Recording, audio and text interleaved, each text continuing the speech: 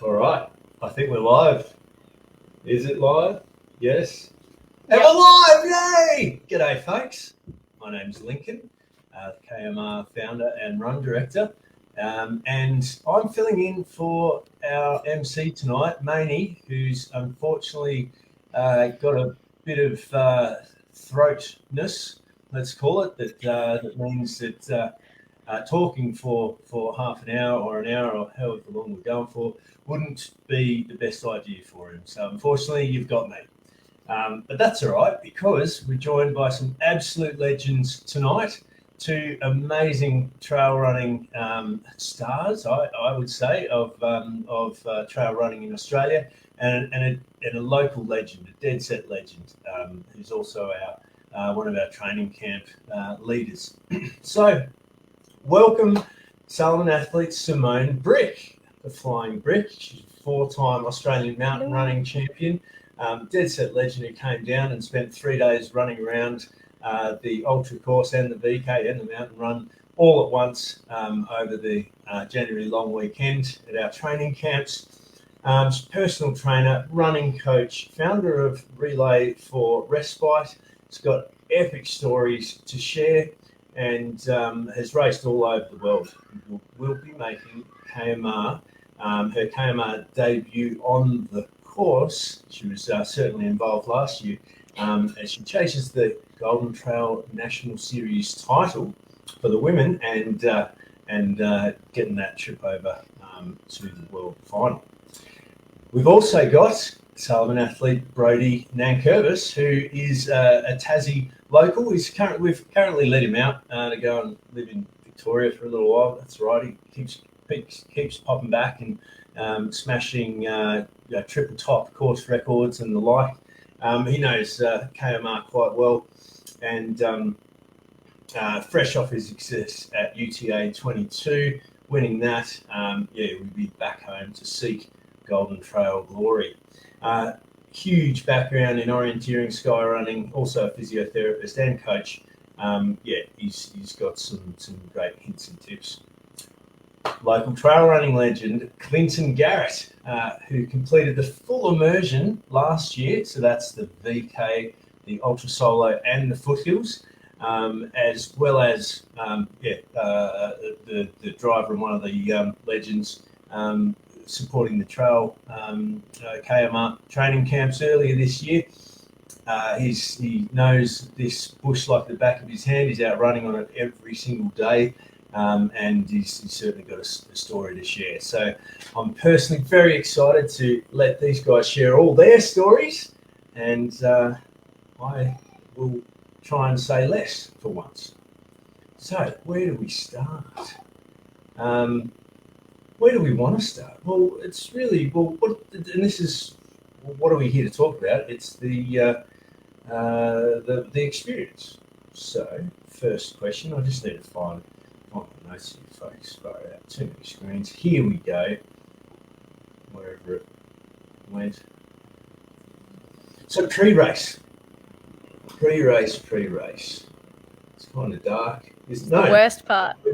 We're just talking about the mountain run first, and we will get to the ultra solo. But hang out for a minute here, Clinton, because you've certainly been here on a few of them. But yeah, pre-race and start line feels. How's that feel, folks? The worst. It's the worst part of the day, at least for me. I don't know about you, Brodie. But this event does do a good job of making that more special with the smoking ceremonies and the welcome to country and just really grounding you on that start line. So that is a very cool aspect of sending everyone off with. It's a very different vibe I found to be around at the start of the race, just because for me personally, it definitely calmed everything. But yeah, doing anything and everything to try and stay calm before a race. What about you, Brodie? Yeah, I think probably the same. It's I'm always quite nervous before a race, so I can't say it's a comfortable sensation for me either. But yeah, definitely agree. I've run the VK twice down at Kmart. The first year we didn't. I don't think there was a smoking ceremony at the start line, but last year they had them because it is sort of a remote start line from where the run hub is. But last year they did an awesome job and put on a little smoking ceremony for the athletes out there as well, which was really cool. And I definitely feel that it was different. Like I felt calmer at that start line. I don't know if it was a different year, different race, but yeah, that was pretty special. And I was a little bit disappointed I didn't get to experience it the year before, so it was quite cool to be able to experience it. And we'll definitely be experiencing it on the start line of the 25k mountain run, so that's exciting. Yeah, and Clinton, you've been there at the Run Hub start line for the smoking ceremonies, which I find quite powerful being there. Actually, not as a runner, unfortunately, but yeah, how have you found that aspect? Look, it is fantastic. Ditto what the others said. That smoking ceremony grounded on the mountain, and you'll discover as I talk through tonight, I tend to be a little further back in the field than these two. I just love the sight of the field just racing off ahead of me. It's a spectacular sight from my end of the pack, which Sim and Brodie, you don't get to see all that often, I suppose. But I love seeing the crowd surge at the start. It is amazing, and you get swept up in it. It's amazing how fast tail end runners can be for the first K or so. Awesome. And look, so Clinton's here to really talk about the ultra solo, but leg one is the same as leg one of the ultra is the same as the uphill on the mountain run. So we might kind of do it like that. So stick around, Clinton. We'll get your perspectives on leg one and the half of leg 5 coming down during the mountain run. Then we'll sort of switch over to the ultra solo and get some more there to on the other legs to sort of avoid that double up. Hopefully that works for you folks online. So yeah, the up actually. How about let's see if this tech is going to work for us. I'll just share a bit of the 3D. Well, here's the Capra map, which is available on our website. Let's just check out the 3D fly-through, see if this works for the uphill. Wheel of Death, absolutely worked full. Technology at its best. Yeah. Well, the This is how it's going to feel anyway. This is how it's going to feel going up the climb anyway. Just slowly ticking over, trying to at least. Well, here we go. The 3D fly-throughs are available on YouTube through our website or on our channel on YouTube. We'll just let that think about itself and jump on Capra. So really quick intro on Capra. You can see my cursor, my mouse is actually down the bottom on the elevation profile, and you can do this on the mobile app or on your desktop, and you can see the dot on the map itself. Now, actually, hey, that course looks slightly different. What have we done? What have we done there, Clinton? Yeah, very sneaky. The start's going to be the same. Starting off, heading out of the park along the street. We'll hang a right, but we then get into some single track within the first, I reckon it's half a K, instead of going all the way up the road. It's a nice, smooth, relatively wide single track. We might, back at my end of the field, we might find a bit of a bottleneck going into the start. That's the Cascades track for all of us locals. So that is a change we have just made and just published, and that's to maximise the single track, because after that there's plenty of space to overtake. So yeah, we thought let's give it a try this year. If there's too much of a bottleneck, we can switch back, but avoid the tarmac where possible. So straight out of the gate, and it's flat. You can see on this elevation profile, you hit this. What's it called? Golden Gully Road or something. So you got a bit of 1.9k of flat, and then boom, straight up a hill. We're climbing 150 to 250. It's 100 meters straight up, probably about 10% grade or something. Sim, how's that going to feel? Yeah, this one is one that it's the start of the climb. So you can always go too hard and you can never really go too easy in sort of my race tactics, or what I would be thinking at least, just because of how long climb is left. This is road. It's kind of fire road. And so for anyone getting out fast, and even with the change onto single track, I wouldn't be worried about positioning, just because there is a solid 500 to 800 meters beforehand where you can sort of position, and the single track's short enough that it won't matter if you get caught behind someone. If anything, take that as a blessing in disguise, because if you're going a little bit easier there, you can pass the rest of the way. There's a long fire road that we then travel on until you get to Hunter's Track. And the one thing I will note about this whole section from here until the bottom of Hunter's is just that it's a lot more undulating than I expected when I did it the first time. And there's some gnarly downhills in the uphill, which for the uphill lovers is their worst nightmare, and for downhill lovers like me is the best thing possible. So I don't know when the first sharp downhill comes, but it's just here after 3.5 Ks. We're off. And it looks tiny on there, but it's not tiny. It's really not tiny. It's pretty rough. Proper steep and rough, yeah. So there's these little obstacles, I suppose, throughout that, and then there is a much longer downhill. So I think for me personally, my tactic in this one, just because of the fact that it's an undulating start, you got a long way to go, and I wouldn't have counted this as sort of the start of the main climb yet. I'd be trying to get a feel for my race, get a feel for my legs, and see who's around to begin with for these first parts, because up until the bottom of Hunter's Track, tactics have come a lot into it, but also for those racing, and for those just trying to make their way through the course, don't trash your legs early. So this would be where it's a case of really warm up into the hills, because there's a lot to come after these. Cool.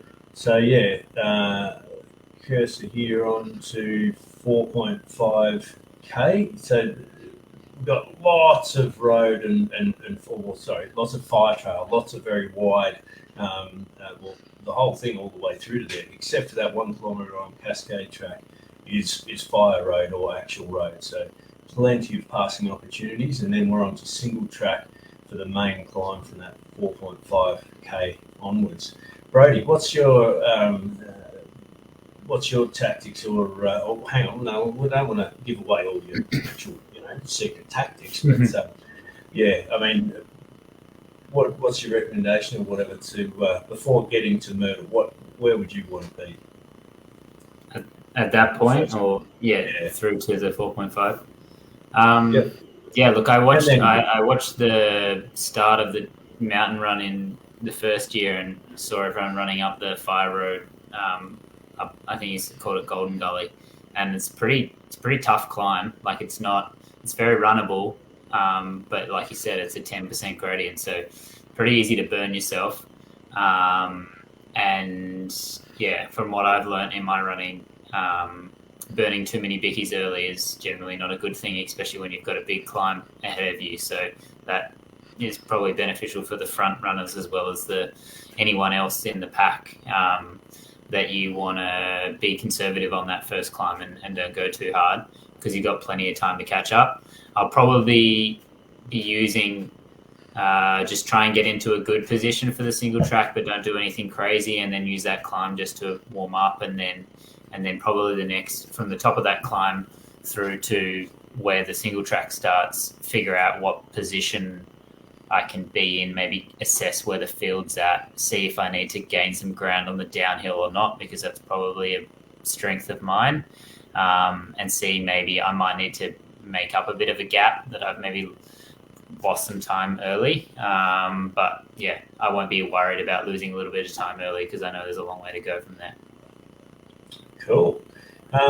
Clinton, so this first climb that we're talking about is, 10% climb here, or whatever it actually is. Would you be hiking that one already, or you It's a power running hike up that hill, and I absolutely love the few people around me that are having a crack at running, and I'm walking past. already? I know that's cruel. Sorry in advance for the people I'm going to walk past as they try and run up that first hill. Yep. Definitely a hike. It's definitely a hike for me as well in parts. And well, it's actually steeper on this next pinch up to that top of the ridge there. That's definitely a walk, and personally I'll be flying down the really smooth main fire trail to make up as many places before the real climb begins. So Myrtle Gully, what a Myrtle and Hunters. I mean, absolutely classic mountain running, mountain single trail. What does it feel like, Clinton? How does Myrtle Gully and Hunters feel? Oh, it's funny. I thought you were going to go for me last on this one. I really enjoyed listening to Brodie talking about what was going through his head in this first few kilometres. Oh my goodness, it's pretty serious up that pointy end of the field. What's going through my head at this point is incredible ferns, lush moss. It's still not fully daylight. We've got little fairy lights of headlamps both behind us down the trail, up ahead of us, and it is stunningly beautiful. My goodness, Brodie, I hope you just get a little bit of brain space to enjoy the beauty around you. Is that right? Do you get a little bit of brain dedicated to the beauty? Definitely. That's a nice little side bonus. Yeah, exactly. You get it in training, but I think you get it in the race. It's a nice distraction as well. And I think probably to that point, because it's a bit more fire traily, it's a bit more standard bush, it's nothing too special. I can focus a little bit more on thinking, but then through that Myrtle Gully section particularly, it's a nice distraction to be sort of reground a little bit of where you are, what you're doing, and that you sort of get to experience that, because it's quite a cool trail through there. So it's a nice one to sort of get into a good tempo and just enjoy it. Yeah, so the stats, so we go from 300 metres at 4.5k up to over 1,000 metres. It's at 8.6. So over 4k, you just climb 700 metres straight up. There is a couple of micro flat spots there, which I love. What do you reckon, Sim, about that climb and the little flat spots? And Well, for me, I love the rock hopping parts of it. So for some, they would need to be, or if you don't have the confidence on rock hopping and those sorts of things, they just become awesome viewing platforms while you take it nice and slow and at your own pace. But I suppose for me, it's a case of anywhere it gets super technical, I'm trying to make up ground. Or honestly, as a downhill runner, for me, this climb is a prime example of when I get to the bottom and I go buckle up and I'm head down, foot on the gas, trying to just push the whole way. So I'll admit, Clint, in a race, I don't get much brain space at all, because my brain is just focusing on breathing up this damn climb. And those little bits of flat, I am just still in that mode of push. Often I try and do this by just sticking on the back of someone that is faster than me up a climb. So for me, when I am trying to race or get the most out of myself, up a climb like this, I've always found the best tactic is to find someone that makes it really hard to keep up with them, but you can just, if that is possible, if there's someone around you like that, it makes my day. I know that much, because I just sit on the back of them, stare at their ass essentially, because there's nothing else you can do because it's so steep and you try and hold on to them. But for me, because it's steep, it's run, there's a couple of spots where you're hiking just because of the technicality of the terrain compared with the steepness, but it's also short enough that you kind of, you know that there's a lot of running to come off the top. So for anyone that is trying to, I suppose, just manage their efforts and get their way through the climb, because obviously, yeah, there's a long way to go from the top. Those flatter parts can be really, really useful for really actually slowing it down and give your body a proper chance to lower your heart rate, because we all know it's super hard to actually lower your heart rate no matter how slow you go up a hill sometimes. So if for anyone that's really struggling, those little bits of flat, use them to your absolute advantage to actually lower your heart rate and get you back into control before the next kick up. Although it does end. It ends at a beautiful spot. It really does. And we've just put the satellite image here on the Capra to show you. There's a couple of big screed fields which are absolutely gorgeous. You get massive views down into town, and the Dollarite boulder fields there. So that's where some of that typical rock hopping is. And as Sim says, yes, the climb does finish. Now, this lovely, look, there's even a bit of downhill there and a lovely little flat bit. Tell us about that, Brodie. What's happening there as you go underneath the famous organ pipes on Organ Pipes track? The nature of the track and how it's feeling, how you push it. Yeah, it can be a bit of a relief. I've run the VK twice. I haven't actually run the mountain run, but I've run obviously bits of it by running the VK. And during the VK, that's a weird respite, because it's 1,000 meters in 5K, but you've got this section of 500 meters that's flat / slightly downhill. So it's I think it'll feel similar in this after that big climb that you've done. 700 meters of climb. And the track is really beautiful. It's really well made. You can run at a good speed. You can run at a good speed for you, you can run quite fast. But also you can check out the views at the same time. So that's a nice one. I reckon both times I've run the VK, so it's probably the first time I've seen the view, because when getting across those boulder fields on Hunters, I'm usually trying to cross them as quick as I can. So I'm looking at my feet. But this is a beautiful spot to soak up the views, have a bit of respite from the climb, use some different muscles, and even think about running a bit quicker. So it's a really cool track there. I really enjoy that one. Awesome. So that's a beautiful couple of K of super runnable.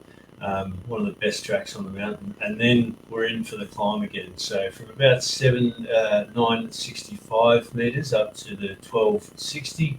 200 meters basically, up zigzag. Clinton, they've done a heap of work on that recently. What can people expect now compared to maybe in years past? Yeah, so they've been working on these tracks for some time. We've had several years where they've been under construction. We've had sloshy sections on that Organs Pipes track. So I'm a little bit nervous that some of this track work is going to be quite new and maybe a little bit sloshy.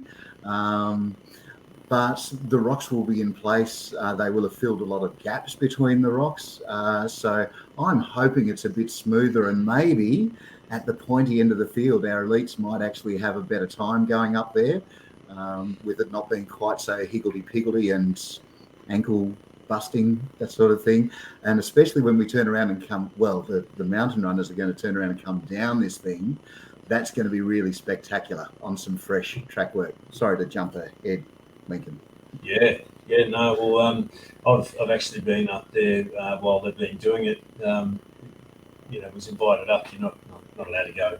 The track's closed, right? But it's some really amazing stonework that they've done up there.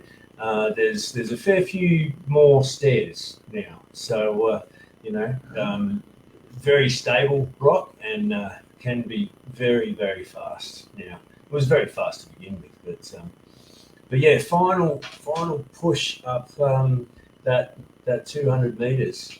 Who wants to share what does that look like? You're saving some, because it's different muscles going downhill, right? Or is it? Yeah. But, are you saving some of those uphill muscles to help you go down, or just giving it your all to finish the uphill?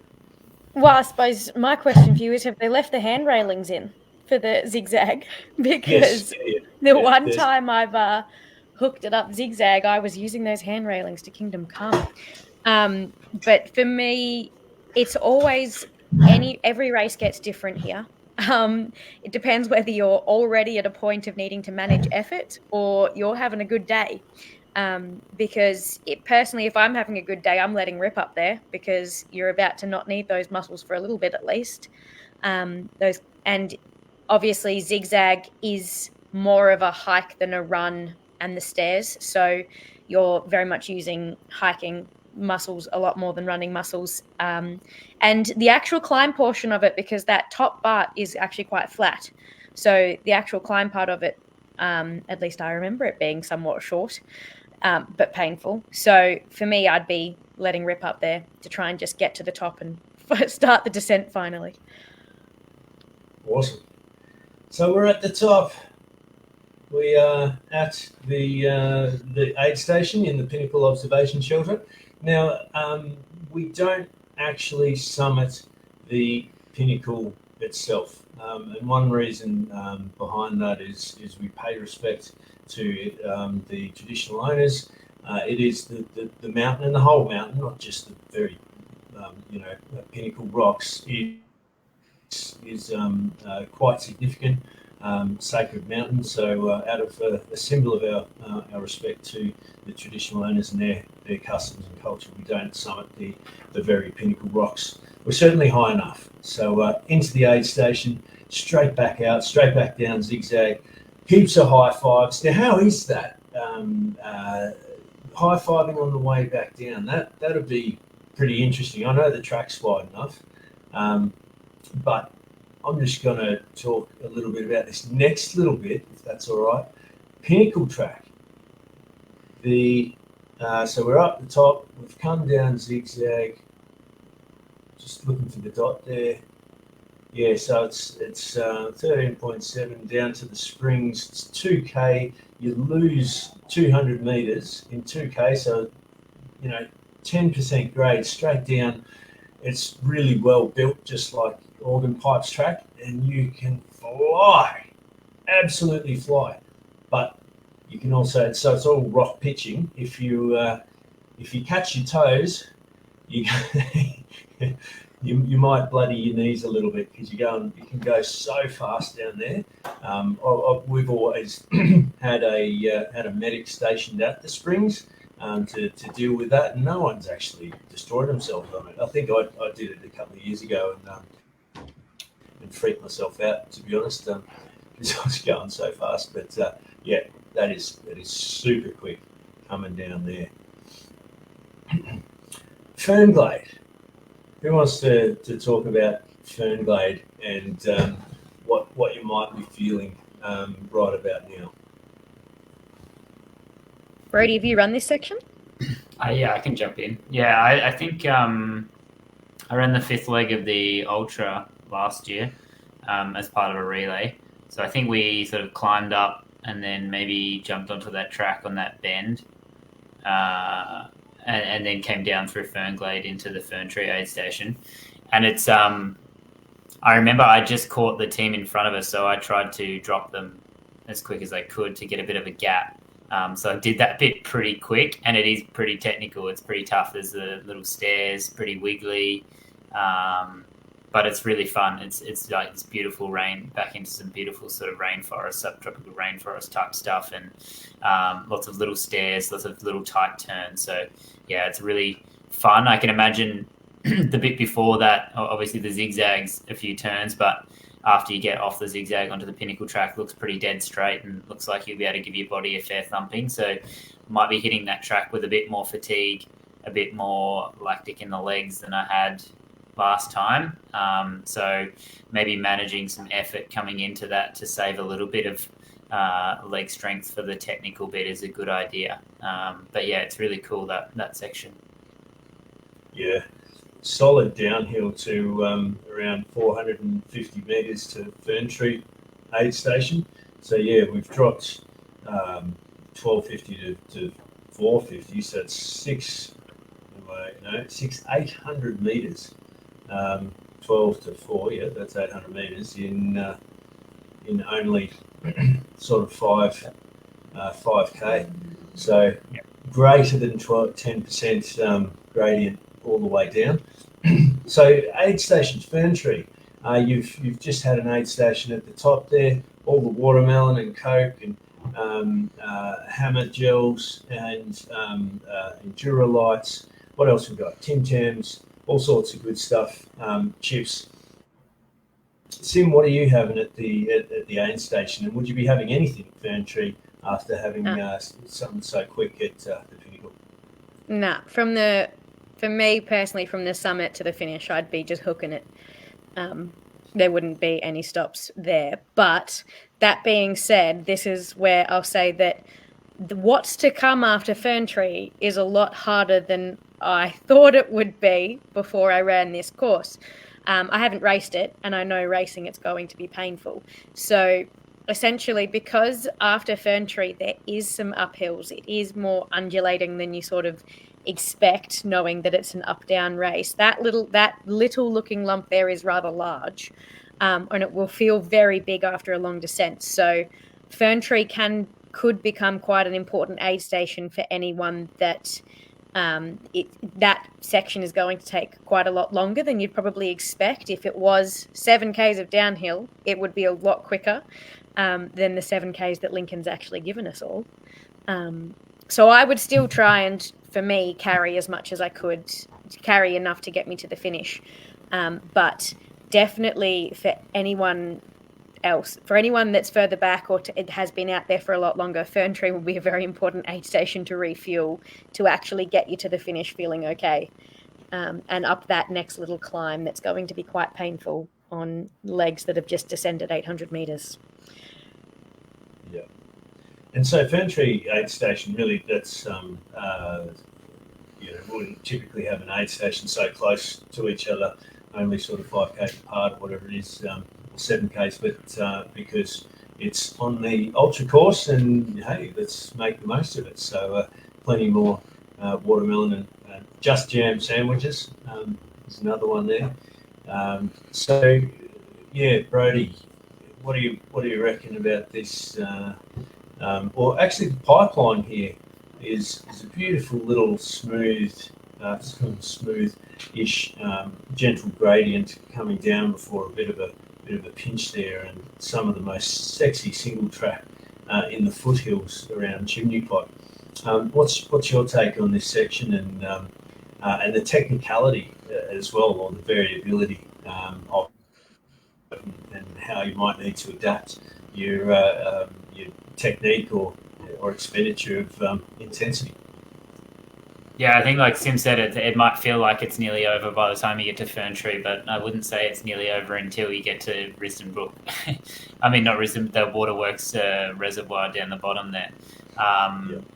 And then the climb out of Waterworks surprisingly didn't feel like much, but into Waterworks, by that point I was definitely noticing it. I don't remember the pipeline track being super smooth, that bit out of Fern Tree. I think there's a lot of stairs.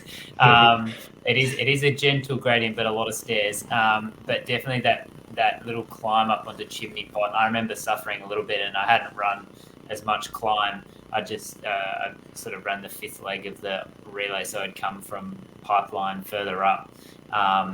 And I remember that feeling really quite tough at that stage, and I was stressed about the people behind me, and hopefully I'm in that position again where I'm out in front and I'll be stressed about the people behind me, so it'll be similar feelings, I reckon. And yeah, it's important to consider and keep a little bit in a tank, maybe have something, if you're not getting something from the aid station at Fern Tree, still having some of your own nutrition that you're carrying yourself, because you definitely need it from something from there to the finish, and you might feel it at Chimney Pot if you hadn't taken something around Fern Tree, I reckon. But yeah, it's really cool. That single trail, like you said, underneath Chimney Pot Hill, you don't go all the way to the top, you sort of pull off, which is quite a relief. But then as soon as you pull off, well, you're onto probably, I would say, maybe, I haven't run all bits of the course, but one of the most technical parts of the course. It's really quite technical underneath the hill there.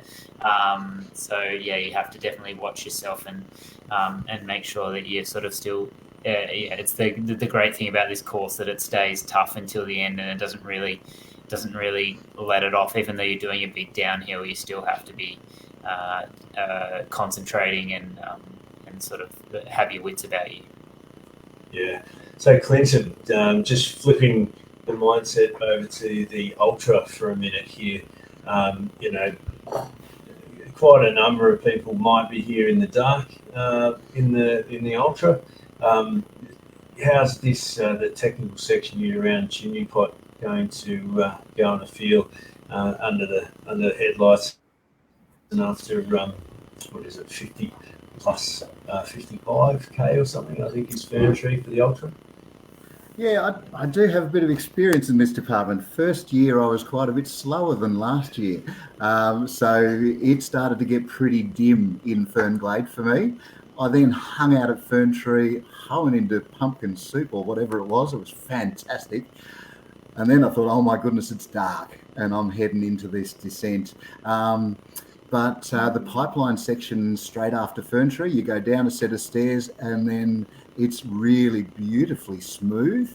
The single track around Chimney Pot Hill, it's a bit smoother than some of the other bits of the ultra, so that's going to feel smooth compared to everything else, but it is quite a narrow single track, so you're going to have to be on the ball in your little pool of torchlight.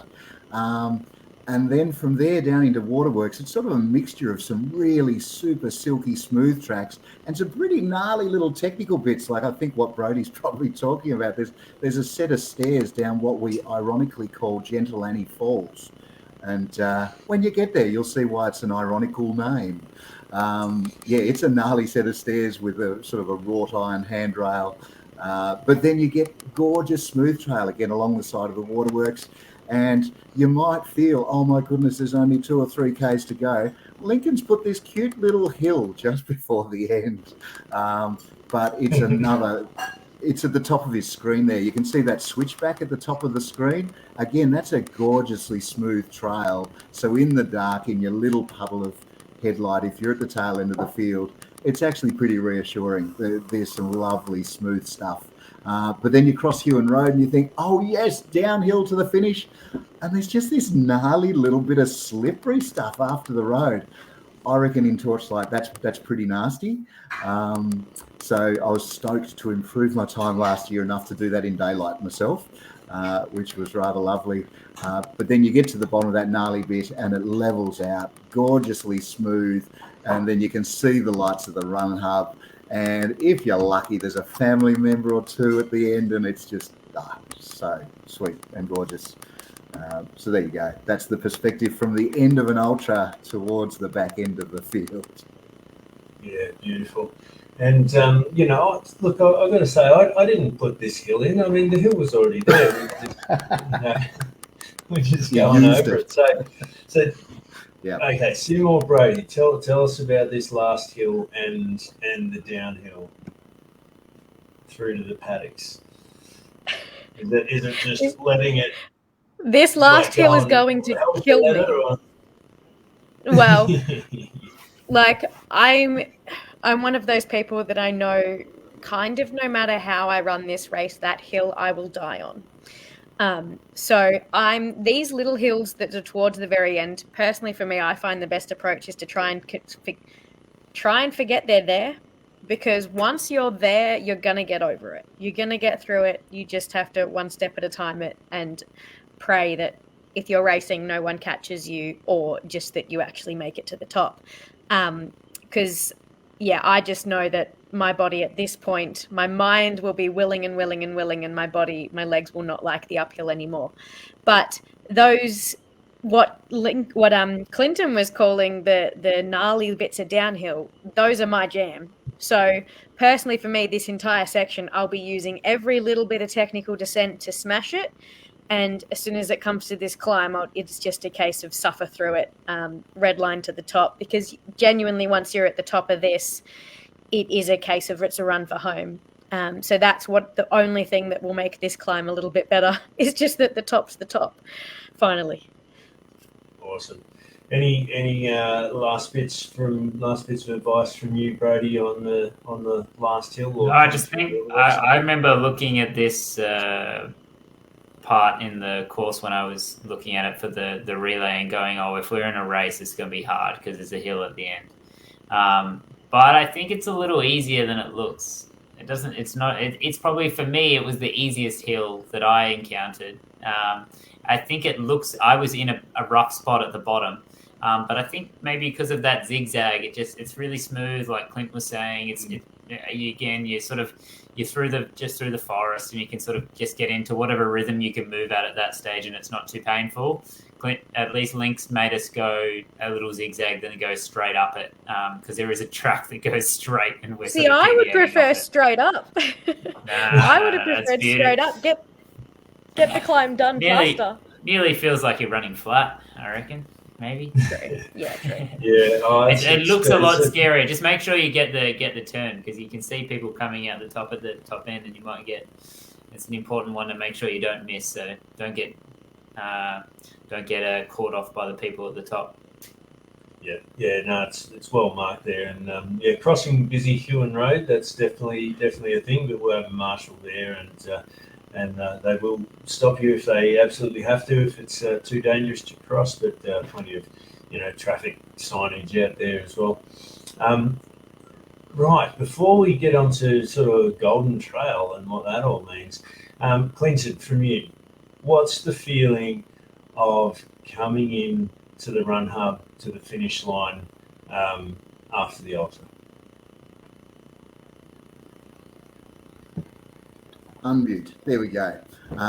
Yes, it is absolutely amazing. It's a long way. I mean, I have not attempted 100 Ks, let alone 100 miles. So, and I think there's even a 360 event. That's nuts. For me, this 66 kilometres is out there. It is huge. You crisscross the mountain a number of times. So there's a fair bit of emotion when you get to the end. I'm stoked that I've got family here that support me heaps. So there's usually some of them there. Every chance Kylie will beat me again, so she'll be at the end to welcome me in. But if you don't have family locally, guess what? Lincoln's got a whole ton of family here for you. There'll be people hanging around right till the last runner. There's food, there's lights. And I've got a hunch, Lincoln, you've adjusted the finish line, haven't you, to sort of bring it into the atmosphere even more. So I'm looking forward to seeing how that goes. Yeah, we have a little bit, and we will activate later Saturday, particularly more for the ultras as they're finishing after prezos at around 6:30. There might be a little bit of an after party, I think we're calling it. Salomon is going to have a little after party there, some beverages flowing, a bit of a DJ.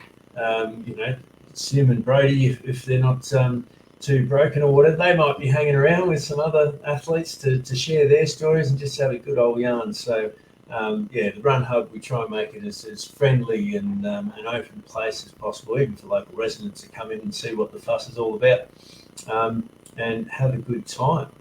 So, Golden Trail, what's it all about, and how important is it for trail running in Australia and Tasmania? What do you reckon, Brodie? Oh, I thought you were going to give it to Sim. Nah, it's yours. Go, Brodie. We'll get to Sim. Sim was ready as well. Yeah, no. I guess Golden Trail is this big brand series run by Salomon that's started with a more World Series level. So there's big races in Europe that were sort of championing the slightly shorter distances, because a lot of the time at the elite level, the elites sort of get pushed towards the longer races because they're the more important, or the ones with prize money and that sort of stuff. So Golden Trails, I guess, probably saw a bit of a gap in the market, but it's been really great for the sport to give something high profile and a huge event at the international level for these sort of 20 to 40k races. Over the last couple of years, that's evolved to having these sort of mini Golden Trail series on a national level in lots of different countries around the world, where domestic athletes or sort of developing athletes or even the best athletes can race against others on their home soil, and then get a spot to race against the best other national series at the final at the end of the year. So it's pretty cool now that we're seeing this sort of the shorter races again being sort of championed in Australia, which is really cool, and maybe more access for sort of new elite runners or new runners that want to try trail running in a sort of elite level, having a way to sort of get them in and involved, and there's going to be an under 23 competition as well. So it's really cool. It's going to be some really epic races across the year, first half of the year, including KMR, and I'm super pumped. I think it'll be one of the best fields, probably the best field we've seen over that sort of distance race in Australia ever, potentially at if not KMR, one of the other Golden Trail races. So and I've seen some of the people that are headed down to KMR, and it's just going to be crazy. It's going to be the most depth I've ever run in a race on home soil. So I'm really excited. Awesome. Am I correct in saying that this might be the first, open athlete-supported pathway for trail athletes to compete on the world stage? Yeah, I guess so. In terms of a funded position, a funded way to be able to participate for trail running at probably any level, I would say, like at any distance. I'm not sure there's been this sort of funded pathway before. It's a little bit different because it's maybe not a world championships, but it's still racing against the best in the world, and it's going to be really cool, and it's such a cool opportunity that the winner and the first under 23 will have a chance to sort of go and race the best in the world somewhere in Europe, because we still don't know where it is, in October. So that's going to be it's a really cool opportunity. That sort of stuff doesn't come up all the time. Awesome. Now, Sim, you have competed in the Golden Trail World Series, which is huge. But hey, what does this national series mean to you? And what do you reckon about Tassie? Tassie has the best trails in Oz, not gonna lie, and I know no one here is gonna argue with me. And to be fair, that's the bias in me coming from loving technical trails too, which Tassie is the home of in Oz. But having raced the Golden Trail World Series, getting this national series means a lot to me, because I have for the past few years been the one token Aussie at a lot of the races, and I know how hard it is as an Australian, and I've lived how hard it is as an Australian to compete overseas. The cost, the travel, everything that goes along with living in the awesome place that we do, but the majority of the races happening overseas, and being able to bring snippets of what Golden Trail World Series is to Australia is so exciting, just because it's like it brings the hype, it brings a different vibe to the races. And I'm the person that, yes, I love being out in nature, yes, I love every side of trail running, but I'm also a competitor at heart, and I love the just red hot racing at the front of the field as well, through the trails, on the technical stuff.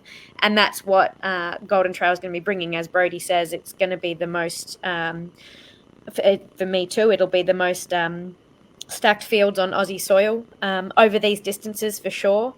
And I'm just hoping that over the years it grows and it will bring more people into the sport, and kind of show people in Oz. We live in this little bubble over here where people don't probably realise how big it is overseas when you go to these races, and there's 30,000 spectators on a course with all the cowbells and everything.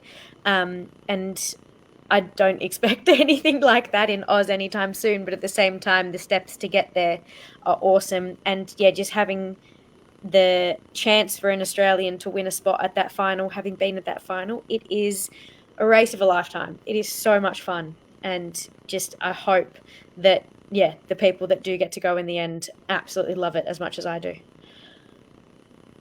Awesome. Yeah, I mean, I think this is an amazing opportunity for Australia and for Tasmania. Tasmanians, any anyone out there who can fly, and hey, we've got the best technical trails best trails in Australia. So we've got a whole heap of runners out there who could turn up, and we've probably got a few wild cards out there in Tassie who maybe who might just pop up out of the woodwork but hey, just want to encourage any youngsters out there who want to see what it's all about, then come on down, and particularly the orienteering crowd and those, that obviously, Brodie, you've had, there's heaps of crossover there in terms of skills. So looking forward to seeing what Golden Trail turns out to be. It's going to be great fun. It's going to be a party no matter what. So I think that's probably the mountain run then. I should say that of course, folks online, if you do have questions, pop them into the comments there, and I can see them right here, and we'll be able to get to those as we go along. So yes, Julie, 100%. We go, we jump on that single trail of Cascade Track rather than Old Farm Road for that section right back at the start there.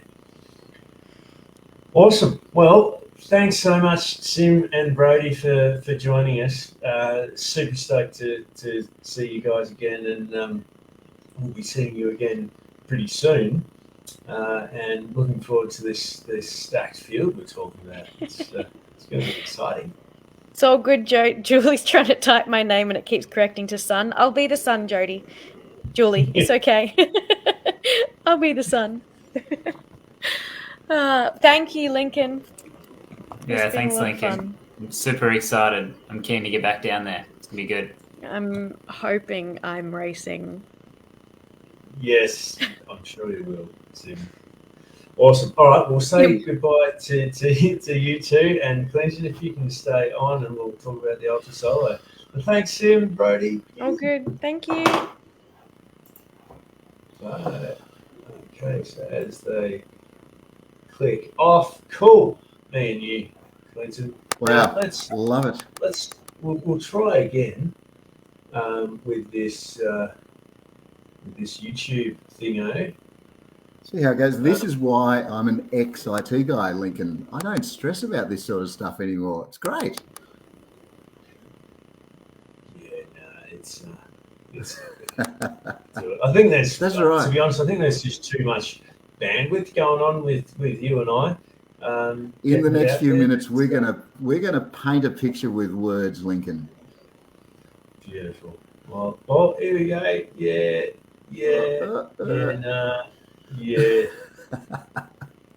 Nah.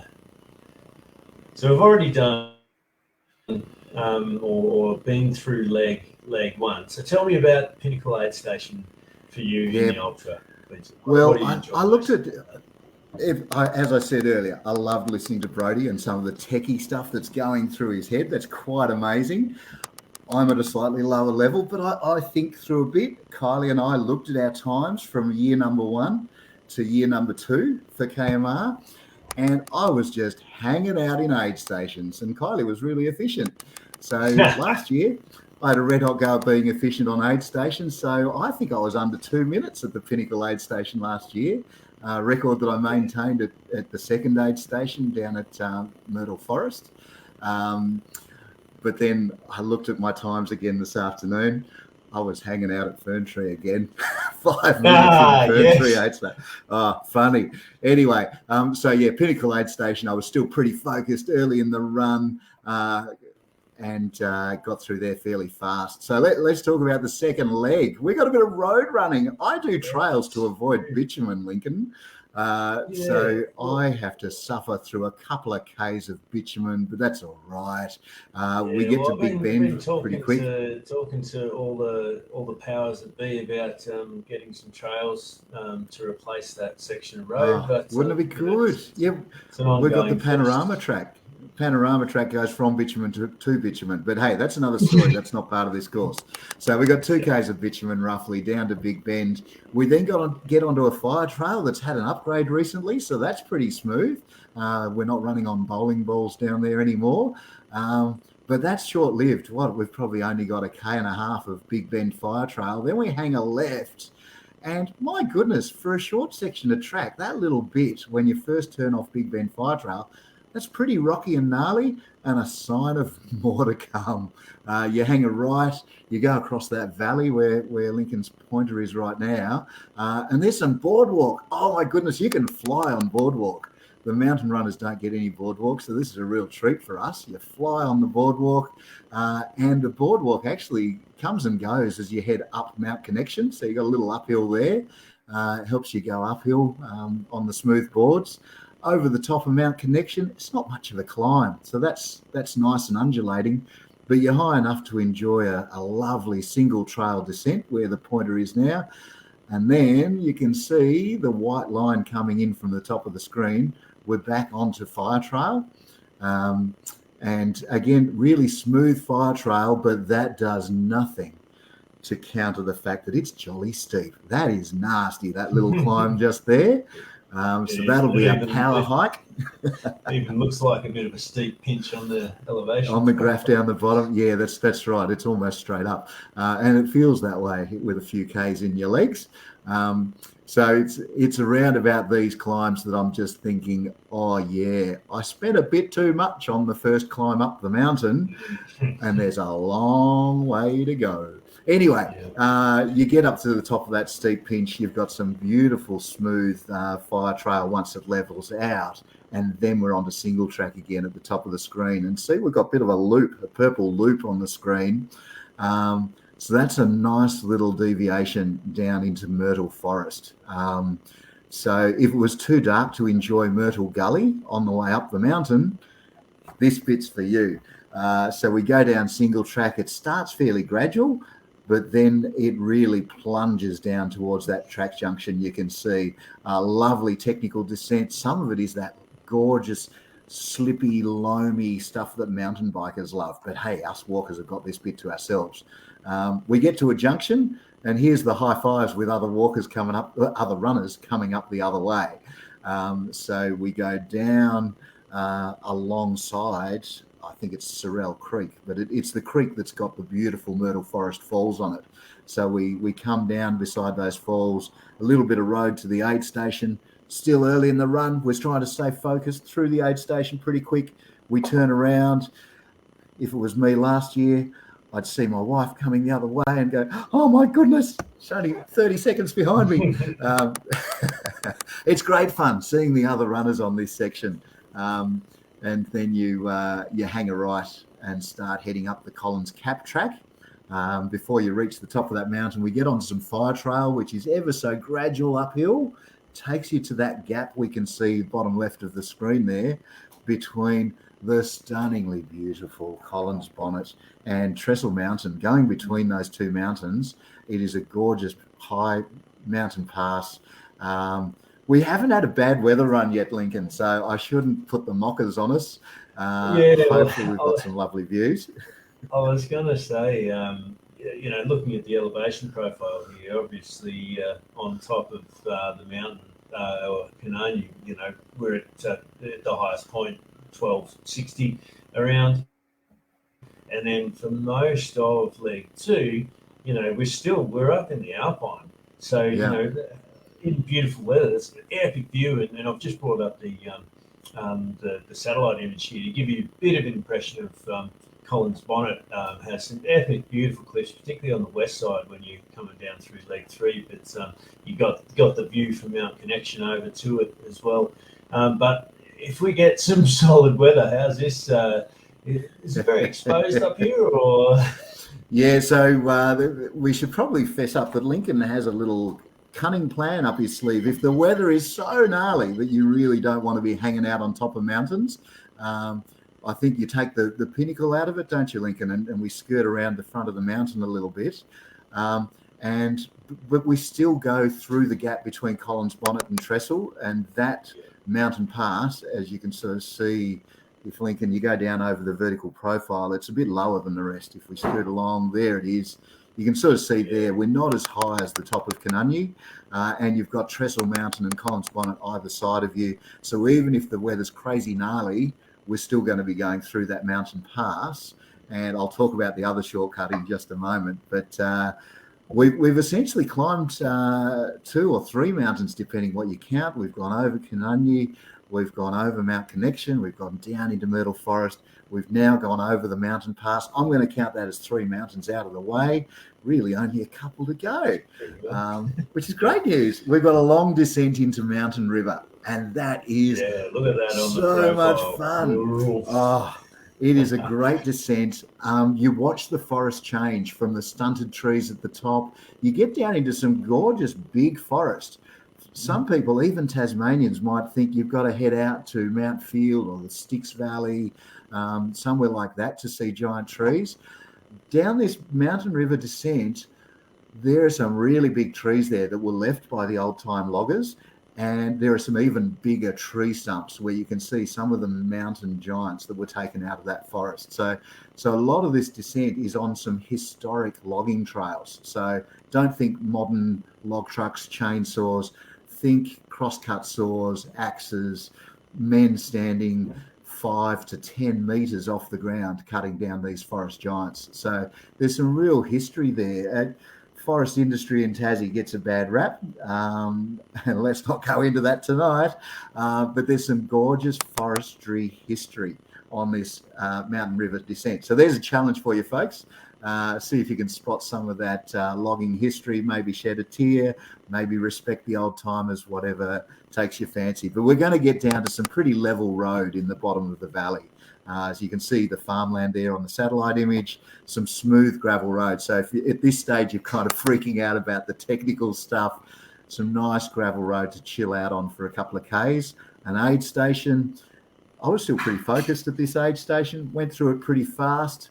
Nice grassy paddock lulls you into a false sense of security. And then we've just got these gnarly, I don't reckon it's even 100 meters long, descent to a creek.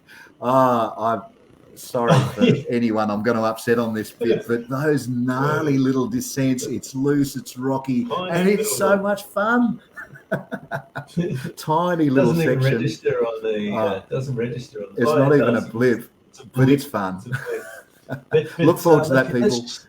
Let's just go back to this downhill. Like, you can see on the elevation profile, that is the most extensive or the biggest descent in the shortest amount of time. How are those quads feeling? How are those legs feeling? I guess we're kind of getting towards the middle of the day. We're pretty sort of covered, I guess, or sheltered, shady in under the trees. But then you pop out onto the road there. How are the legs feeling in that time of day and the hydration and Yeah, if you're new to ultras, there's a good chance you'll get your hydration wrong, and you may have felt cramps going into the previous valley that we were talking about, down to Myrtle Forest. So that was probably me in the first year. I was starting to cramp pretty early on that descent from Kunanyi.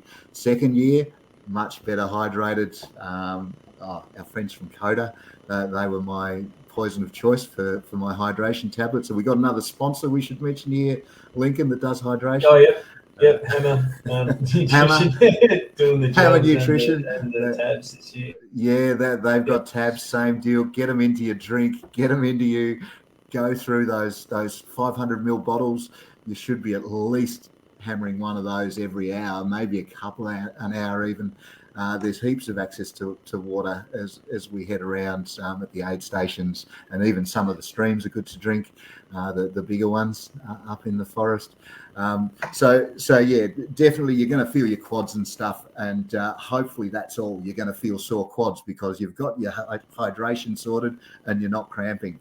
But yeah, if you're a newbie, didn't quite get the hydration, you might be getting some cramps on that downhill. Good luck to you. Get the salt into you if that happens. So coming down this, just to go back up for 2 seconds, Collins Bonnet is actually a key part of the Sleeping Beauty as viewed from the Huon. Now, we go down Sleeping Beauty's neck, because here is the chest, Trestle Mountain, and Collins Bonnet is the head and face. So we're actually going across the neck of Sleeping Beauty. And then in Mountain River 8 Station, which is on private property, so no dogs, no smoking, just a whole heap of good aid station stuff. The view there is amazing. So you're looking up onto Mount Montague and the thumbs, which you're about to get up onto. You've got the view of Sleeping Beauty and a whole heap of other stuff. So it's definitely a proper rural valley with amazing beef comes out of this valley, to be honest. Beautiful bit of diversity. So I guess now we're back on the uphill, and hey, the elevation profile is telling us that this is the steepest uphill that we've got. It's not quite as long, or it's not as big as leg 1, but it's certainly on the ultra. Does it feel bigger than leg 1 in terms of the climb there? Or? It does. It definitely does for me. Kylie would tell a different story. She seems to just power up that thing. The going up Kunanyi at the start, it is broken there, and you can see on the vertical profile that there's a few little downs. You've got the organ pipes, track breaks it up beautifully. So the 1,400 metres vertical in the first stage doesn't seem to me as hard as this 900 metres vertical coming up out of Mountain River towards Mount Montague and its thumbs. So that's a long, steady, continuous climb. For those of us not vying for a podium finish, make sure you've got your cameras out for that farmland section where you start the climb, and turn around and have a little look across the valley, back down the valley. As Lincoln was saying, the views from that farmland section at the start are superb. Then you disappear into the forest. Views are not so amazing, but you eventually get to the top, and you can see towards the top of Lincoln's screen there's a switchback. That's a really good milestone. There's 2 good milestones for me on this climb. One is a fairly major creek crossing, which was a bit dry when we had a look on the training run. Yeah, about there. That's one milestone for me. It's probably about halfway up. The other milestone is that big switchback, which tells me we're nearly there. We're getting dangerously close to the top. Another thing I'll point out, the next section we're going to go along is really gnarly, really exposed, really fun, and really unpleasant in bad weather. So as you come up, where you cross that creek, that's about where there's a shortcut track that cuts out that nasty section if the weather is really unpleasant. So that's a bridge we can cross. Lincoln will probably have separate briefings to cover that if we are going to have nasty weather. So won't talk about the shortcut too much now, because I want to talk about this gnarly ridge, assuming the weather's going to be good enough for us to be up there. There's the ridge. There's an obvious point where we hang a right. There's a T-junction we get to, which is just off the screen up to the left. And that's the sign that the fun is about to begin. So you got a little climb through forest, and then you get up onto this exposed ridge. The satellite image doesn't really do it justice. If you're not familiar with this area, do yourself a favor, get onto Google Maps or Google Earth or whatever. You could switch it into 3D mode and have a look at just what a knife edge ridge this is. The contours there give you an idea. There we go. Let's have a go at 3D. We're down in the waterworks. We'll just skip back towards the back of the mountain. So you will be using all 4 limbs up there, folks. It's going to be hands and feet. Up we go. That's the zigzag down. We're disoriented there. That's the knife edge ridge. We must be looking south. Huon Valley ahead of us. That's the knife edge ridge running along. That gives you a bit of an idea. See how it's obscuring the Huon Valley in the background? Yeah, nice 3D work there, Lincoln. Great. The crowning glory, as you run along those gnarly bits, you get to Cathedral Rock, and you can see there the podium chasers. They're going to be hanging a right there and barreling down straight away. The rest of us, just pause for a moment up on Cathedral Rock. The view is stunning. So just suck a few breaths in. I reckon our sports scientists would tell us that if you have 40 seconds break, you get a huge kick out of a 40-second break. Spend that 40 seconds on top of Cathedral Rock, just having a look around you. It is an amazing spot. You're coming off Cathedral Rock. Oh, sorry, Lincoln, go on. Yeah, I'll just have to say here, you can look over towards Wellington Falls, and yes, you can actually see Collins Bonnet. And so that's like Collins Bonnet is an epic landmark. It's really striking with its sexy ridgeline. And we've been over Mount Connection and then round the side and then over the neck. And when you get to Cathedral Rock, you really feel that landscape scale of traversing around behind that mountain. And you've seen Collins Bonnet from about 4 or 5 different viewpoints from now. And after Cathedral Rock, I'm saying goodbye to it, but far out. It's pretty impressive. Yeah, another cool thing for anyone who's having some mind problems at this stage, if you're thinking, oh my goodness, what have I done? What have I signed up for? Have a look back, as Lincoln's saying, up the valley of the Northwest Bay River towards Collins Bonnet. It looks really distant. Collins Bonnet looks a long way away from the top of Cathedral Rock, and you've just been around behind that, down into the valley, down in the Huon. You've come up. You're standing on Cathedral Rock. Yeah, there's a bit to go from here, but my word, you've achieved amazing stuff to this point. So shall we descend from Cathedral Rock next, Lincoln? Absolutely. So let's take the plunge. This stuff's awesome.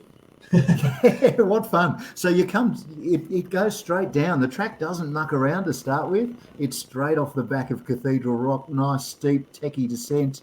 You get onto a little bit of fire trail. Old fire trail hasn't been used for yonks, so this one's certainly not been upgraded, but allows you to get a bit of speed up. And then it's kind of hidden in the 3D. I can't quite see it around the back there. There's a switchback section with 6 switchbacks, and you can count them. 1, 2, 3. That's really fun. I love that section with the 6 switchbacks there. You can see them. They're not super obvious on the map there. Oh yeah, they're pretty obvious. 1, 2, 3, 4, 5, 6. They're great fun. The track is just steep enough to be a little bit tricky, but it's just smooth enough to go fast. If your quads haven't totally cacked it at that stage, enjoy that descent. It's lovely. Then you get down into the valley floor, and you pass a subtle turnoff. There'll be a person stationed there, I imagine, Lincoln, because it's not a real obvious turnoff. There's going to be awesome arrows and tags and stuff, but there will be a person there to make sure you go straight ahead towards the aid station. You've got a couple of Ks following the river. The Northwest Bay River is that kind of picture book, unbelievable colour, looks like it's fake. The colours of that river that has not been stained by tannin. So tannin-stained rivers are very beautiful and very normal in Tasmania, but this is one of those classic, almost like a glacier stream that you might see in other parts of the world. So enjoy that descent along the Northwest Bay River. Rock into the aid station. Hey, we're trying not to have our aid station stops too long, so stay focused, folks. But I found the Cathedral Rock aid station down at the bottom of that valley. I reckon it had the best party vibe. It was going off the last 2 years down there. So if you're a volunteer at one of the other aid stations, yeah, see if you can get a bit of a party thing going, because the Cathedral aid station's leading the way right now. Anyway, we're turning around at Cathedral aid station and heading back up along the track, seeing people who are coming down. And of course, as you went into the aid station, you see people who are a little bit ahead of you. So it's lovely seeing the people ahead of you. Oh my goodness, you're going well. Give them some encouragement. Likewise, you'll see people that are a bit behind you when you've come out of the aid station. And yes, encourage each other. It's really good fun. There'll be a person at the junction. There'll be someone down on the river crossing. It's a rock hop. It's quite a long river crossing. You kind of go diagonally upstream. So if you get to the river and it's not real obvious where to go, there'll be someone sitting down there on the rocks. Look for the elf-like figure sitting on the rock, waving their arms at you as you're looking there confused. So yeah, you rock hop upstream a little bit. And then we've got a nice climb up, Siphon's ugly cousin, I think, is one of the names for it. On the left, we don't do it as part of the race, but there's a really fascinating trail called Siphon Suicide. Maybe not the greatest name. It is a fascinating little bit of terrain there for anyone who wants to do some exploring outside the run. But we go up the cousin on the other side, which is not as spectacular, not as pretty, but hey, it gets us up. We've got to climb pinch, that's for sure. 300 meters there, Lincoln. It's a bit of a pinch. I don't think it's. Or is it 200? To be honest, it's so 200 meters. 200 meters, but 200 meters. There you go. Pipeline. Felt like 300 or 400 to me, but hey. Then pipeline. Now, the pipeline's interesting. Kylie's got a name for this. The pipeline's a suffer shuffle. Us Tasmanian trail runners, Simone was alluding to it earlier, we love our tricky stuff. We love our technical stuff. I'd never heard the term technical till I met some mainlanders on a trail run, and they said, wow, your trails are so technical. Oh, I just thought they were normal. Anyway, the pipeline track, it's not technical, it's smooth. So if you're actually an athlete and you can run at this point, go for it. Go gangbusters. It is silky smooth. Fire trail like. It's not actually a fire trail as such. There's a lot of history here. It was a railway. Think little steam trains running around the side of the mountain, building this incredible pipeline from around the 1870s through till the 1910, I think was the last extension. So there was a railway running along it. So that's why it's such an even gradient. And you can see it there on the vertical profile. It's more even than any other gradient on the course. So no coincidence, surveyed for a railway nearly a century and a half ago. Incredible, the engineering back there. There's another conversation for another time, the engineering of railways before the age of modern surveying and computers and stuff. Anyway, Lincoln's got another little surprise in store for us coming up. When you get to Fern Tree, we used to have this fairly nasty climb. Sorry, not a nasty climb. We had a beautiful side trip to a waterfall called Silver Falls. And then we had to get back down to Fern Tree somehow. So Lincoln had us going all the way up, almost to the springs above where his dot is sitting there at the moment, so that we got the full length of the Fern Glade descent. Well, ultra runners, you may not be appreciating that Fern Glade descent at this stage of the run. So Lincoln has been kind to us and cut off a little bit of that climb. But there was some feedback. It wasn't ignored. So we contour along. We actually take the Silver Falls track, which is actually beautifully contoured along the side of the mountain. Then we hang a right and we do the bottom half, which I reckon is the best half of the Fern Glade track. So you still get that gorgeous, if you're still at the point where you can enjoy stuff at this stage, that ferny descent that Brodie was describing earlier. A little bit techie, some little steps, some fairy bridges or goblin bridges, whatever you want to call them, into the Fern Tree aid station. This is where you might have forgotten your strategy of not hanging out in aid stations. There's hot soup, there's people to chat to, but there's another 8 or so Ks to go. Don't lose sight of that. Drag yourself out of the aid station. And we've already talked about this section, so there's not a lot to talk about. There's a bit of history. We didn't mention that earlier. Some beautiful old aqueducts that were part of the pipeline thing. There's a track that was new to us last year around the side of Chimney Pot Hill. We lost that really. If anyone did it 2 years ago and are coming back, we lost that nasty descent near the power lines that was almost unrunnable, unwalkable. We don't do that anymore. So we lost that last year. That was great. Down Gentilani Falls, enjoy the irony of that. Round the beautiful upper reservoir, over the last hill. Check out the cute little homemade mountain bike trails after we cross Hewan Road. And into that finish we were discussing earlier. My goodness, Lincoln, it's 9:20. It's well past my bedtime. And I'm not sure how long we're supposed to go, but it was certainly gone over time. But there's so much to share. There's so many cool things. And it's a lot of fun. Just going north, on the north side of Chimney Pot Hill, you're getting the afternoon sun.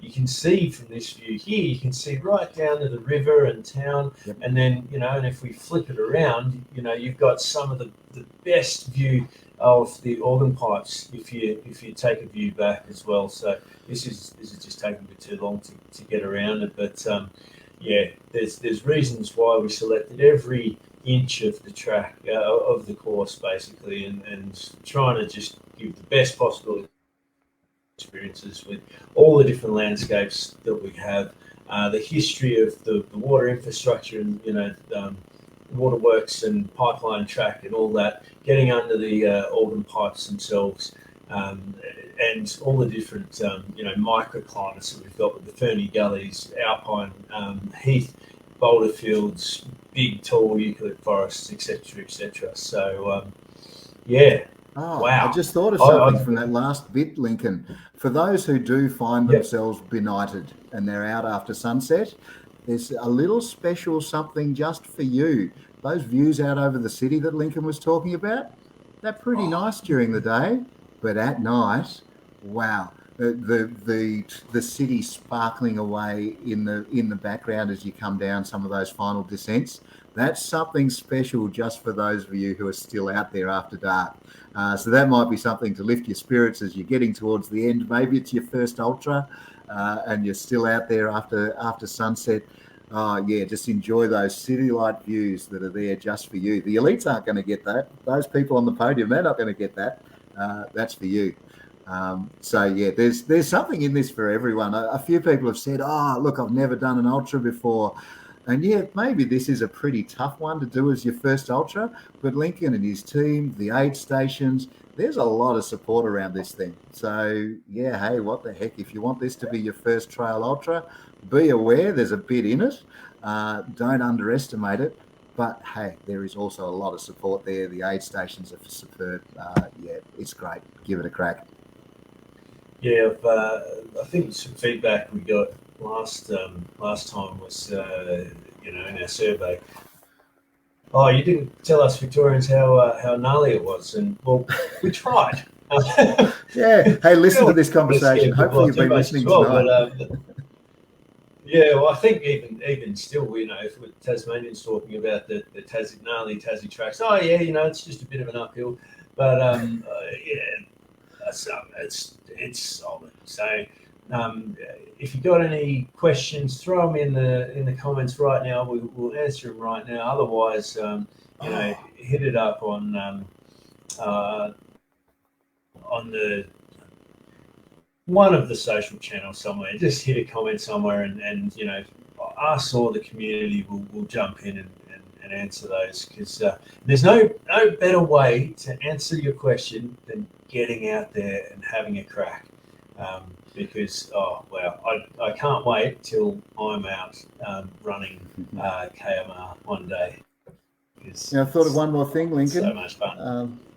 I think we did mention that we would talk about immersion, and we're not talking about baptisms or dunking or anything. So let's just really quickly touch on that. Let's pretend that 9:30 was our deadline to get off this thing.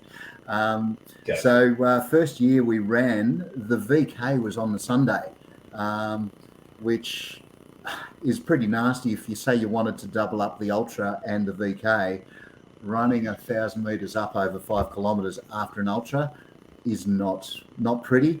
And it also clashed with the Foothills run. So Lincoln, again, one of his cunning plans, he shifted the VK to the Friday. Sorry to our Monday to Friday 9 to 5 office workers. You might have to get a day off for this one. Or even just an afternoon. Yeah, just an afternoon off. So when I saw that the VK went to Friday, I just thought, hello, Simone and Brodie are not listening to this. This is how I would prepare for an ultra. Yes, I ditched the day job, so now I'm in a much more active line of work. So yeah, don't take my comments too lightly or flippantly. I've done a fair bit of training, but we get to the taper. People talk about a taper. There's a few jokes around Hobart Trail Runners about tapering and that sort of stuff. But in the last week, a lot of people talk about their taper. Well, how about the day before the run? What are you going to do? Yeah, maybe running's a bit excessive. How about you go for a walk that's got a bit of technical stuff. It's got a bit of vertical in it, maybe about 1,000 meters of vertical, maybe a quarter of the vertical you're going to do the following day. Go for a bit of a hike, bring your poles. The first bit's got some fire trail. There's a bit of scrambly, rocky stuff up the top. No one runs that. The winners don't run that. Exactly. So what a lovely way to spend Friday afternoon at the end of your taper. just having a 5K walk up the hill, testing everything out, stretching your legs, enjoying the techie stuff, and then you're all limbered up, ready for the ultra the following day. So enter yourself in the VK, use that as the end of your taper, have a crack at the ultra on Saturday, or the mountain run, the Golden Trail. My goodness, what a reason to do the shorter event. Something with some global significance and connections. One or the other, get into that on the Saturday. And then on Sunday morning, don't forget the warm down. Look, I'm not a sports scientist, I'll tell you that. I'm just having a little bit of a lend. But on Sunday morning, don't just seize up. Get out there and do something. Here's a plan. On Sunday morning, how about there's some really nice mountain bike trails and stuff around South Hobart? Get out and maybe do 9Ks on those mountain bike trails, bit of flowy stuff, do an out and back circuit. How about you start at the party, which is the Run Hub, and you finish there as well, and you do it with a whole stack of other people. Go and enter yourself in the Foothills 9K for Sunday morning. The perfect warm down after an ultra. Don't go and bust a gut or have a crack at the podium. Well, maybe that's your thing. Have a crack at the podium. Go for it. It's a lovely warm down, beautiful, smooth, flowy, bermy sort of mountain bike track. Something that doesn't really feature in the other runs on the mountain. So there's some special stuff on that Sunday morning Foothills run. So don't underestimate it. Don't underrate it. Sunday morning's great. Get in amongst it. And Lincoln, you've given us a bit of a discount, haven't you? If you enter all three, you'll give us a few dollars off, won't you? Yeah, absolutely. I mean, you deserve something. So, 20% off. There you go. 3 races or runs to do all 3. Whether that's the full immersion, which is the VK on Friday, Ultra Solo Saturday, and Foothills on Sunday, or the mountain immersion, which is VK Friday, the mountain run 25K on Saturday, and the Foothills 9K on Sunday. So a couple of options there for the immersion. We do have a question there in the chat about poles. Would we recommend using poles, or is it too technical? Yeah, so do I. Yeah. I think we were talking about somewhere between 5 and 15% more sort of efficiency and sustainability. But basically, for me, you're turning on 4-wheel drive mode because you got those arms actually connecting with the ground, and this 4-wheel drive. But which sections would you use them on though? Yeah, it was interesting listening to Sim talking about poles on our training camp. Plug the training camp for January next year. That's so much fun. And she was saying, look, I would only ever use poles on the uphill, and she uses it like a skier. So imagine a skier pushing themselves up the hill, both poles going together. Some people will go a pole with each step. When you got your power height going, I find that hard work. I actually do a pole every second step, which is pretty out there. I don't know whether that's great physiologically, but that's what I do. But for some people, the smooth downhills, the steep downhills, like those switchbacks, they're actually pretty hard on your knees. So there are some people who will actually put a pole out in front of them to ease their way down the descent. So if you're someone who struggles on the downhills and actually needs a bit more support, your knees are maybe a little bit not as great as they once were, poles can be sort of carefully put in front of you to take a little bit of the weight off your knees on the descents. Don't do that if you're barreling down flat out though. That is something, if you are sort of walking down those descents, a pole in front of you will take some of the pressure off your knees and enable you to then enjoy the running, the flat bits, and some of the gradual uphill bits later on. They're the ways that I think poles benefit. They're not just for old people, by the way, I should say. And would you take poles from the start or pick them up? I do. Look, some people drop them off. Oh, that was another thing we said we were going to talk about in this chat, drop bags and stuff. Some people change their shirts through the race. I think that's quite comical. But some people really like to do that, have a fresh shirt for the last leg, go for it. Some people drop their poles for some of the more techie sections. Some people use a quiver. I never quite got coordinated enough to use the quiver, but I've seen some people who've absolutely mastered the Salomon quiver. I didn't quite get it going. So if anyone wants a second-hand quiver, have a chat to Kylie or myself. I've found the Salomon vest packs, a little bit of product placement. I'm sure there are other brands of vest pack out there as well. Salomon vest packs have got so many ways to attach poles. There's the quiver, one pole either side of the front. I find that gets in the way of the water bottles. It's a bit weird. I actually hook my poles through the small of my back. There's some elastic loops on the bottom of the vest pack, and I can dismantle the poles down, have them in the small of my back just in a couple of seconds, and they sit in between the vest pack and my back, and they sit quite comfortably, and they just kick along in there on the downhill. So I'm a poles on the uphills person, definitely. So they then go behind my back on the downhills. Kylie, on the other hand, she carries the poles. She's got her poles in her right hand. She's carrying the poles in her hands the whole time. She's not using them. And it's just the most natural thing for her. She's got them with her the whole time. So there's a few different things on poles. I mean, I'd probably, without thinking too hard about it, would like to pick them up at Mountain River, but there's no drop bags at Mountain River. We've only got drop bags at Myrtle Forest and then Cathedral. So basically picking them up at, after leg 2, which means you've got them for downhill on the leg 3 and certainly for the uphill on leg 4. That's where I'd personally use them the most. And that siphon's ugly cousin. Definitely not too technical if you're proficient with the poles. Awesome. Relay runners, of course, we haven't mentioned the relay, but relay runners, they get to swap at each of these aid stations. So if you're the relay runner coming up out of Mountain River, take your poles, go gangbusters. Yeah, exactly. Awesome. All right, we might call it there. That is an hour and a half plus 1 minute. Lovely chatting with you as always, Clinton. There's plenty more good stuff good times that we're going to have on Kunanyi through KMR and other stuff. So looking forward to it. Thanks so much for your time, and hope everyone got some good stuff out of this. Hit us up if you want to know any more. That's it. Thanks Every so much, step a story. Let's enjoy running with Kunanyi. That's it. All right. Catch you later. I'll find a button here over here. Cheers, Clinton.